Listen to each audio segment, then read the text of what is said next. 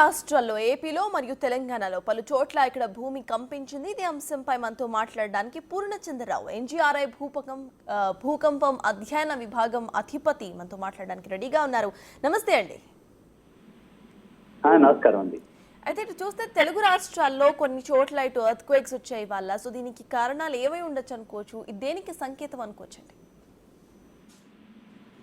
ఈరోజు ఉదయం వచ్చినటువంటి భూకంపం ఇది కొంచెం మ్యాగ్నిట్యూడ్ పెద్దది అనమాట. 5 magnitude above 5 magnitude. And usual గా తెలుగు రాష్ట్రాల్లో అంత పెద్ద భూకంపాలు జనరల్ గా రావు.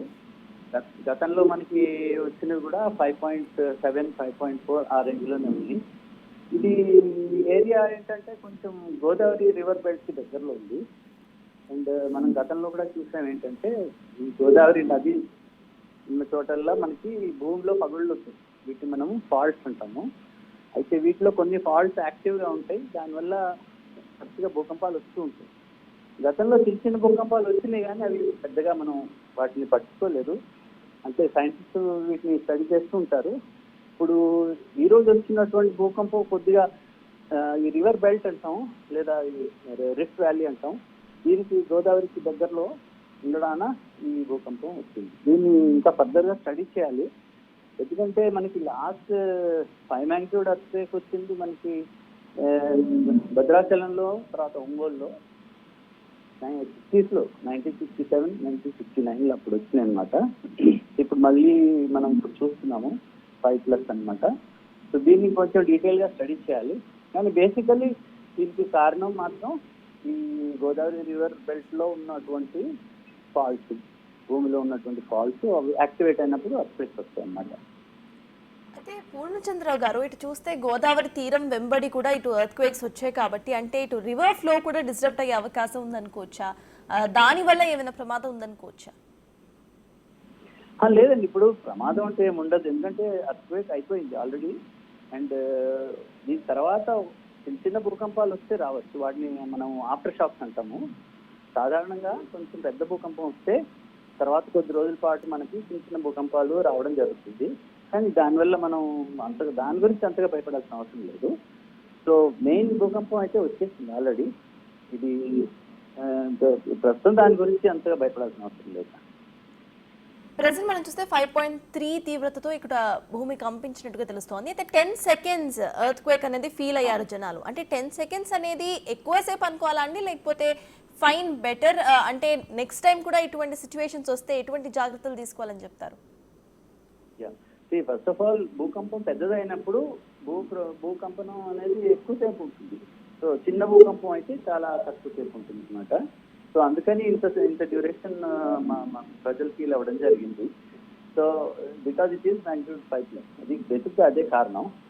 అండ్ ఇప్పుడు నేను చెప్పినట్టుగా దీని తర్వాత చిన్నది రావచ్చు, దానికి అంత భయపడాల్సిన అవసరం లేదు. అండ్ ఇప్పుడు ఆ దగ్గర ప్రాంతాల్లో మరి డ్యామేజ్ రిపోర్ట్ కానీ నాకైతే ఇంకా ఇవి రాలేదు. సో నేను అనుకోవడం 5 magnitudeకి పెద్ద డ్యామేజ్లు ఉండకపోవచ్చు. యూజువలీ మనం 6 and above అయితేనే సివియర్ డ్యామేజ్ ఎక్స్పెక్ట్ చేస్తాం. సో అంటే ప్రజలు భయపడాల్సిన అవసరం లేదు నా ఉద్దేశంలో. ఏంటంటే ఇప్పుడు చిన్న భూకంపాలు రావచ్చు, ఈ రోజు రావచ్చు, మళ్ళీ రేపు కూడా రావచ్చు, but they will be small magnitude. So దానివల్ల అంత ప్రమాదం ఏం లేదు, ప్రజలు అంత భయపడాల్సిన అవసరం లేదు. ఒకవేళ అత్యంత దగ్గరలో ఎవరికైనా ఇంటికి ఏమైనా ఫాల్ట్ ఫ్రాక్చర్స్ కానీ ఏమైనా అయినట్లయితే అధికారుల నుంచి ఇన్ఫార్మ్ చేసి వస్తాం.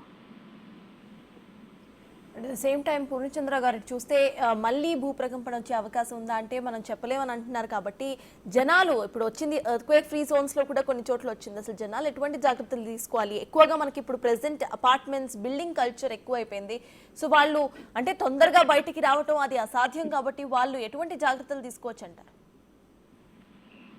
బేసిక్గా ఏంటంటే మన తెలుగు రాష్ట్రాలు కంపారిటివ్లీ సేఫర్ జోన్స్లో ఉన్నాయి. సో ఇప్పుడు compare with northern India, especially Himalayan belt దగ్గర, అలాగే నార్త్ ఈస్ట్ ఇండియా, అవన్నీ చాలా హై హెజార్డ్ లెవెల్స్ అనమాట.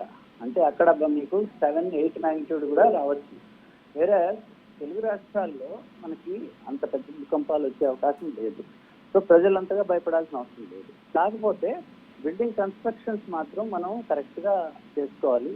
చాలా మంది ఏంటంటే ఇప్పుడు usage of cement and bricks కానీ సరిగా చేయకపోవడం వల్ల కూడా ప్రాబ్లమ్స్ వస్తున్నాయి. సో గైడ్ లైన్స్ ఫాలో అయ్యి ప్రాపర్గా బిల్డింగ్ కట్టుకుంటే చాలండి. నాకు తెలిసి ఈ పాటి భూకంపానికి అంత ప్రమాదాలు మనకి ఉండవు.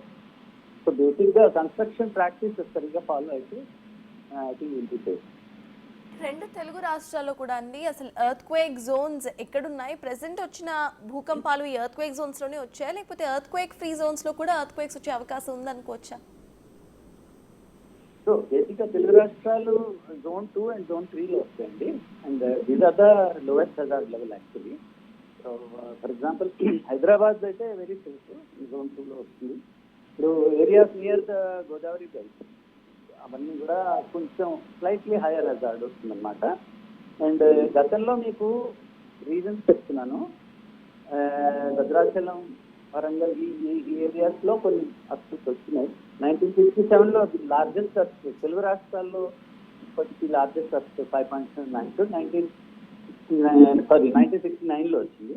అలాగే ఒంగోలులో కూడా అదే టైంలో ఒంగోలులో కూడా ఒకటి వచ్చింది. And beginning of the 20th centuryలో నాకు 1900 అండ్ సంథింగ్లో విజయనగరంలో వచ్చింది. సో బేసిక్గా ఈ ఏరియాస్లో కొంచెం slightly bigger aspects can be expected అనమాట. అంతకు మించి ఎప్పుడు రాలేదు మనకి. 5+ మాత్రమే మనం తెలుగు రాష్ట్రాల్లో ఇంతకుముందు చూద్దాం. Right, thank you so much Purnachandrarao గారు. సో